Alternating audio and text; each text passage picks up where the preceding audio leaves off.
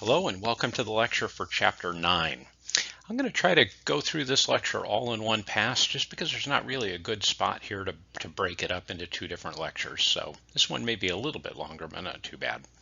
So this chapter deals with people that owe us money. So people might owe us money because we provided products and services to them. They might owe us money because we've sold them some assets. They might owe us money because we've lent them money. So all of those kinds of issues are going to come up in this chapter. Now, the big focus of this chapter is how to deal with the fact that some of those people are not going to pay us for a variety of reasons. They can't pay us, or they won't pay us, or whatever the case is, but how do we account for that appropriately? So that's what we'll talk about in this chapter. So a little bit of definitions first. There are different types of receivables. Remember, the term receivable means money that we're going to receive from somebody in the future. So the most common is accounts receivable. And of course, that's a current asset with a normal debit balance. And as it says here, that's usually created when we either provide products or services to customers on account, meaning they're going to pay us later. An alternative to that is a note receivable. That's a little bit more formal. Accounts receivable is you give me a purchase order, I give you product, I provide you with an invoice. It's relatively informal. We don't have a written contract per se. With a note receivable, we're going to have a written promissory note. So a legal instrument that says you owe me so much money and here are the terms. Interest rates, payment terms, all of those kinds of issues, potentially collateral. Now, why would you use a note receivable instead of an accounts receivable? Well, as the seller, as the person to whom money is owed, it puts you in a stronger position to pursue collection if you need to. So in my old business, I used to, if I had a customer that was purchasing something fairly large for me and I couldn't quite get comfortable with granting them credit, oftentimes I would propose a note receivable and have kind of greater assurance that I would get paid. Sometimes we'll substitute a note receivable for an accounts receivable. Maybe somebody, we provided them services and billed them, and 90 days have come, they still haven't paid us, and we might go to them and say, I'd like to take this receivable away and replace it with a note receivable and have you sign a promissory note so that I'm more assured I'll get paid. In that case, we would debit note receivable and credit accounts receivable. I might have other kinds of receivables as well, like employee receivables, interest receivable, things like that. So uncollectible accounts, there's a couple of things that companies can do. They could factor their receivables, meaning sell their receivables to somebody else. That transfers the risk to that other company, but you pay a fee for that. When we do have an uncollectible account, the expense associated with that is called bad debt expense. And there are two methods that are used to record bad debt expense. The first, which is very simple, is the direct write-off method, which is we can use that if we have a very low amount of receivables and most of our sales are in cash. The other method, which is a little trickier, is the allowance method, and that's what's required by generally accepted accounting principles for most businesses. So some of the indications that you might have a problem with your receivables, one, if it's past due. So the best thing you can do in terms of not having bad debts is if your terms are net 30, if you haven't been paid on the 31st day, be on the phone with the customer and ask them for the check number or the date it will be payment will be made. So communication, you might have heard the term the squeaky wheel gets the grease. Be the squeaky wheel and you'll get paid when other people don't. If a customer doesn't respond to inquiries, that's a troubling sign, meaning they don't return your phone calls or your emails. Of course, if they file for bankruptcy, that's a bad sign. It doesn't necessarily mean you won't get paid, but you're probably not going to get paid the full amount. If they close their business or if you can't locate the customer. I've had that happen to me before. So the direct write-off method, we get to a point where we decide we've tried everything, we can't find this customer, or they've gone bankrupt, or whatever the case is, we need to write it off. Okay, if we're using the direct write-off method, again, that's only for companies that have very small amount of receivables compared to their total sales. If we use the direct write-off method, we would debit the bad debt expense and we would credit accounts receivable and take that off the books. Now, our textbook gives a lot of examples of people then later paying, which I don't think ever happens in the real world, or very rarely.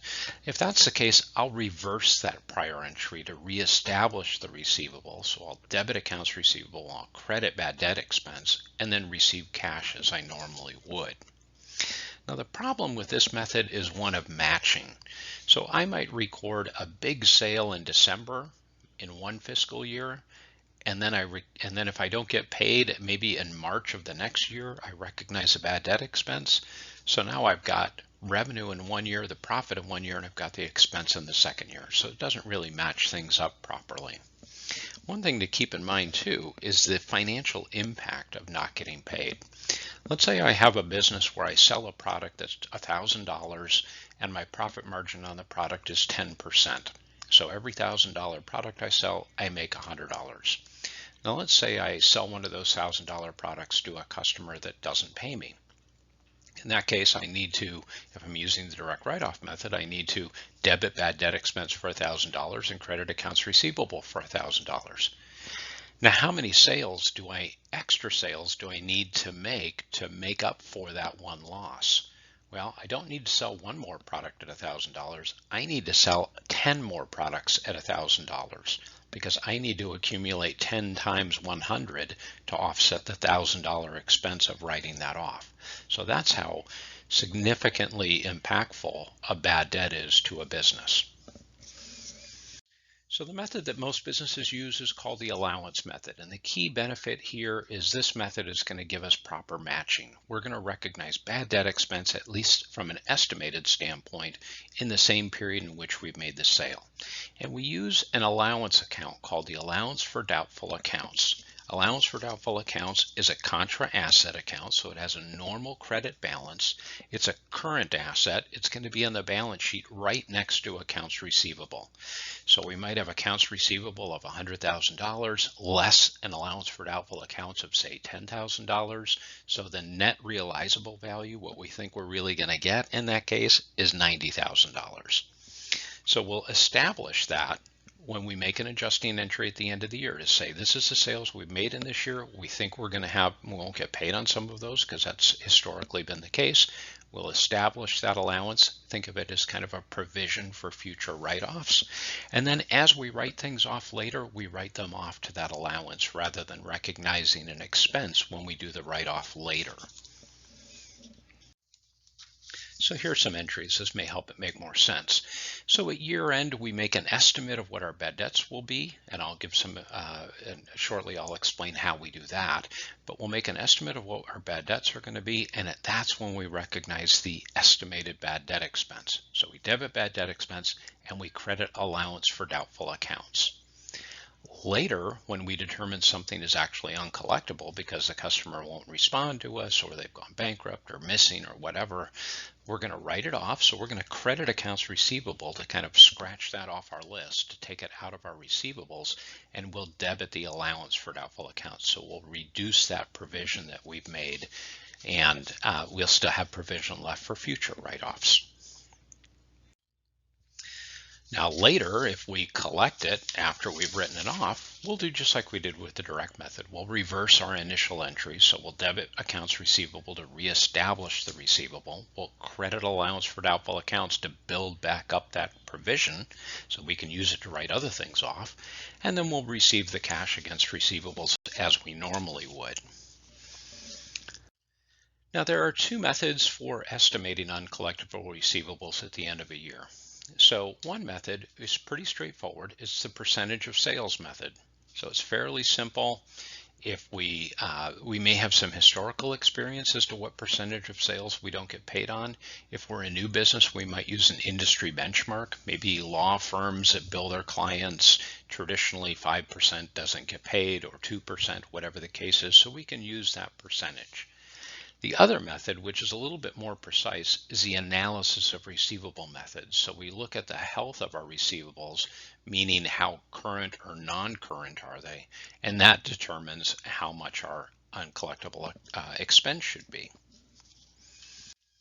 So the percent of sales method, at the end of a year, we look at what our sales are, we apply that percentage, and we make the following entry: debit bad debt expense, credit allowance for doubtful accounts. We don't take into account what the balance in the allowance for doubtful accounts is, whether it's a debit or a credit balance. We could run that account to a debit if we write off more than what we have a provision for, but we don't worry about that. We just do the math, make the entry. That's what's simple about it. The analysis of receivable method is going to cause us, or is going to require us to do an aging of accounts receivable.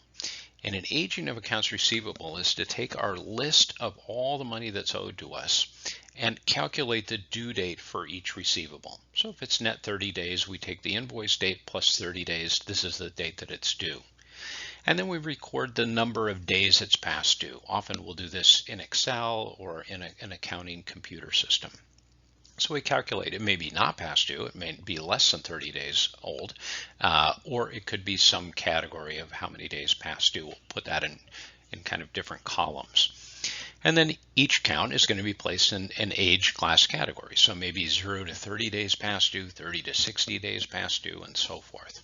And then we total each category or each column, and we multiply that by a percentage. The rationale here is the longer something is past due, the greater the likelihood is that we're not going to get paid. And that'll give us a total number, kind of a mathematically arrived number of this is what our uncollectible receivables should be. And then we're going to look at what our allowance is at that point, and we're going to make an adjusting entry to get it from where it is to where it should be. So in this example here, we have an accounts receivable aging. You can see we have the total balance in column B there, and we have some amounts that are not past due yet, so they haven't reached the 30 days for their due date. And then we've got a range of different buckets for how past due something is, from just 1 to 30 days all the way up to over a year past due. And then we look at the totals down there, and there's the squiggly lines represent a break in the data. And you can see we've got totals for each of those columns that adds up to our total amount for receivables. And then I take a percentage, and again, this 2%, 5%, 10%, it could be whatever you want it to be. It should just be something that has some connection to what your past experience has been or what industry practices are. But you can see the more something is past due, the greater the percentage is. And then we do the math. So 64,000 times 5% is 3,200, so forth, do all of that, add it up. And in this case, we should have an allowance of 26,490 based on the health of our overall receivables. So if we had an unadjusted credit balance of 3,250, then I would need to make an entry to get it up to 26,490. So I would debit bad debt expense for 23,240 and credit the allowance for doubtful accounts for 23,240. Once I make that credit added to the existing credit balance, that'll get us up to 26,490. Now it's important to note that if we had a debit balance, we need to bring that up to 0 and then go up to 26,490. So the entry we make is going to be more than $26,490. So here's a quick recap of the differences between the direct write-off method and the allowance method. That you can look at that. This is something I pulled from your textbook. But again, this is something useful to look at. Again, most businesses that you will work for use the allowance method. So that's the one I want you to really be focused on. Next thing I want to talk about is a note receivable. So go into a little bit more detail about these more formal kinds of receivables. So in this case, we have a promissory note involved. If you've ever purchased a car and gotten a car loan, you signed a promissory note. So I want to go over some terms that are important to know. So the maker of the note is the party promising to pay. So if you signed a note at a car dealership to buy a car on terms, you're the maker of the note. The payee is the car dealership in that place. It's the person that's going to get paid. The face amount is the amount the note is made for. The issuance date is the date that we create the note and sign it. The due date or maturity date is the date it comes due. The term is the length of time between the issuance date and the due date, and the interest rate is an annual interest rate that has to be paid on the face of the note. So our book deals with simple notes, which means we borrow money and then we pay the interest and the principal back when it becomes due. So we're not talking about like car loans where you're making monthly payments at this point. That'll be something you learn in Accounting 202. In this case, we borrow money or we're loaning money to somebody. Actually, we're the payee in this case. We loan money to somebody and they pay the full amount plus interest at the due date. So you need to keep track of how many days are in different months. So example, if we do a 90-day note to a customer on March 16th, it doesn't come due on June 16th because some of the months have 31 days and some have 30 days. So we need to calculate the number of days. That's something you can do in Excel. If you enter dates in Excel, you could do math on dates. That's fairly easy, or you could use a calendar as well. So interest receivable is calculated, or the interest on the note is calculated as the face amount times the interest rate times the term of the note over 360 days. So our textbook uses 360 days just to keep the math more simple. Say as an example, we loan a customer $10,000, or we provide services in the amount of $10,000 and ask them to sign a note.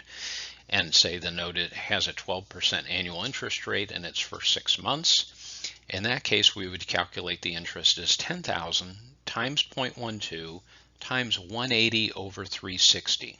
So we're always, regardless of the term of the note, we're always going to use 360 as the denominator because the interest rate is an annual interest rate. So 10,000 times 0.12 times 180 over 360 is $600. So the maturity value, how much am I going to get paid when this note matures, is the face amount 10,000 plus the interest to be paid. In that example, 600. So the maturity value is $10,600. So in this case here, remember I told you earlier that sometimes we replace an accounts receivable with a notes receivable. So in this case here, that's what's happened. A customer owed us $6,000. We weren't comfortable with when we were going to get paid, so we asked them to sign a note. So we debit note receivable for $6,000, and in this case, credit accounts receivable for $6,000. And when we get paid, we get cash of $6,060. We credit note receivable to wipe it off the books, and we recognize interest revenue of $60. That's $60 is calculated as 6,000 times 0.12 times 30 over 360. So that's the end of the lecture for Chapter 9. I will talk to you again in our last chapter, Chapter 10. Thank you for your attention.